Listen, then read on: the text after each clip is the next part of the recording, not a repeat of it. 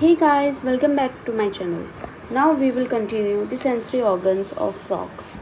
तो फ्रॉग के sensory organ में कौन कौन सी चीज़ें रहते हैं, लेट्स गेट स्टार्टेड। तो इनके पास एक सेंसरी पैपिले रहते हैं, ठीक है, जो कि इनको टच रिसेप्टर के बारे में बताते हैं, मतलब कोई इसको टच करता है तो इन्हें पता चलता है, that's due to sensory papillae. फिर ये जो खाना खाते हैं, जैसा हमने पढ़ा है इसका पूरा डाइजेस्टिव सिस्टम, तो बायलॉग टंग था, तो फिर ये इंसेक्ट खाते थे, तो इनके पास जाहिर सी बात है टेस्ट तो होता ही होगा ना, तो टेस्ट होता है क्योंकि उसके पास टेस्ट बर्ड्स रहते हैं, ठीक है। और स्मेल, ये स्मेल भी कर सकता है, ठीक है, इसे हम लोग वाया नेज़ल एपिथेलियम, ठीक है। विज़न, ये देख कैसे पाता है, बिकॉज ऑफ आइज़। फिर हियरिंग, सुन कैसे पाता है, tympanum with the internal ears, ठीक है। 5 सेंसरी ऑर्गन्स हमने पढ़े हैं। I would so let's revise it once more time. So इसके पास एक टच रहता है बाय सेंसरी पैपिले, टेस्ट रहता है बाय टेस्ट बर्ड, स्मेल रहता है by nasal epithelium, vision by eyes, and hearing with tympanum with along with internal ears, ठीक है। तो इसमें जो वेल डेवलप्ड रहते हैं ये बस खाली देखने और सुनने वाले रहते हैं, ठीक है।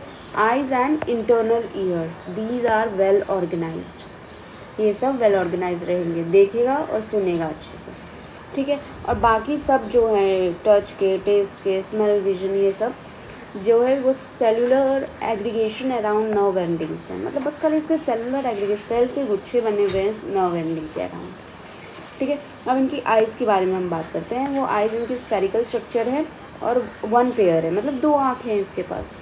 कहाँ पर प्रेजेंट है, ऑर्बिट इन स्कल, ठीक है। ये तो हम आगे भी पढ़े थे, पहले भी पढ़े थे कि आइज़ बल्ज्ड रहते हैं इनकी, ठीक है। इनकी आइज़ सिंपल रहती है, मतलब एक ही यूनिट।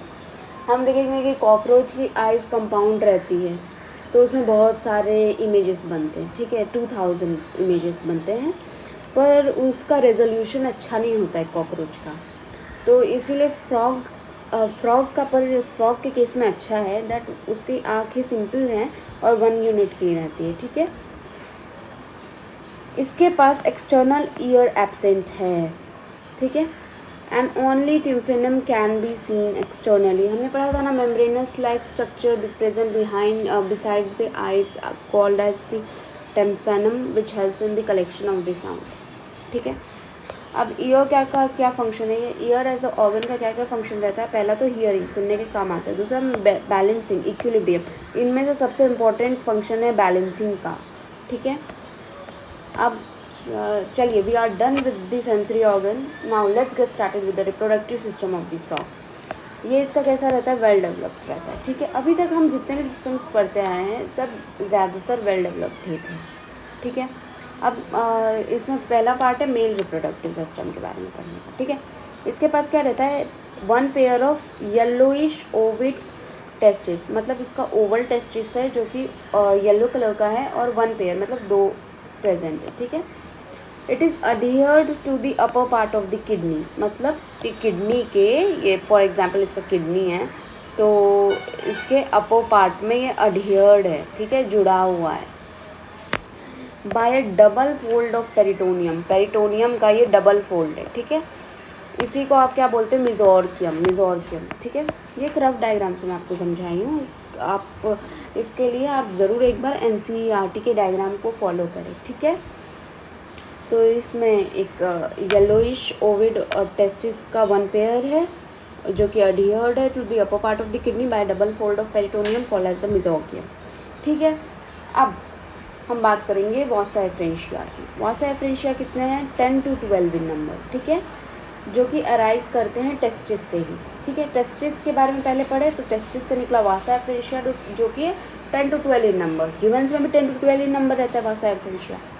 अब देखते हैं फ्रॉग के केस में क्या होता है कि अब ये जो वॉसा एफ्रेंशिया है ये एंटर करेगा किडनी में ऑन देयर साइड, ठीक है, मतलब अपने अपने साइड की किडनी में एंटर करेगा और ओपन करेगा बिडर्स कैनाल में। ये बहुत इंपॉर्टेंट क्वेश्चन बनता है, ठीक है, कहाँ पर ओपन करता है, बिडर्स कैनाल में।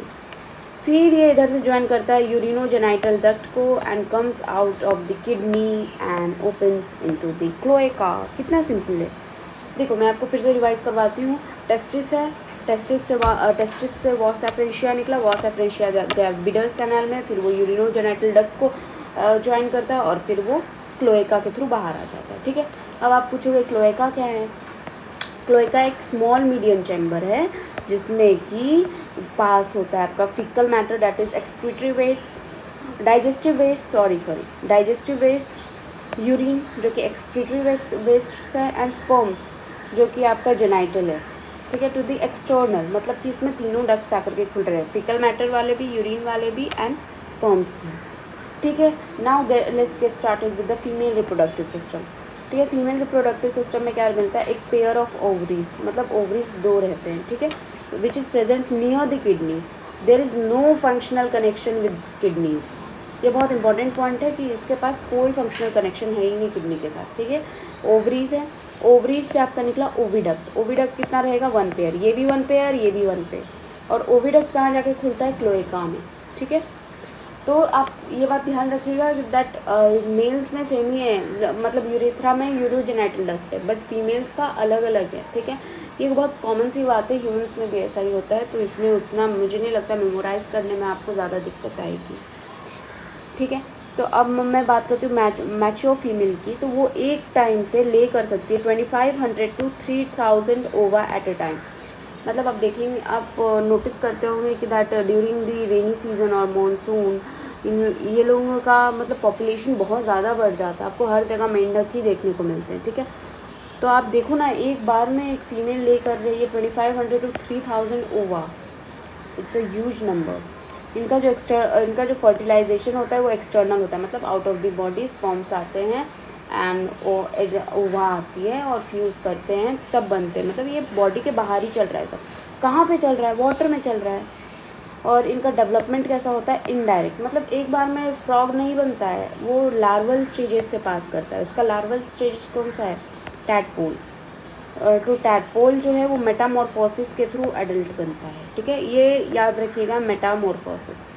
आपको ना एक एनिमल किंगडम में ना इसमें एक मेटाजेनेसिस वर्ड आता है, उससे आपको कंफ्यूज किया जाता है, तो मैं आपको ये बोलूँगी कि आप इधर ही याद कर लीजिए कि इसको मेटामॉर्फोसिस के थ्रू ये टैडपोल से एडल्ट बनता है, ये फ्रॉग में मेटामॉर्फोसिस देखने को मिलता है।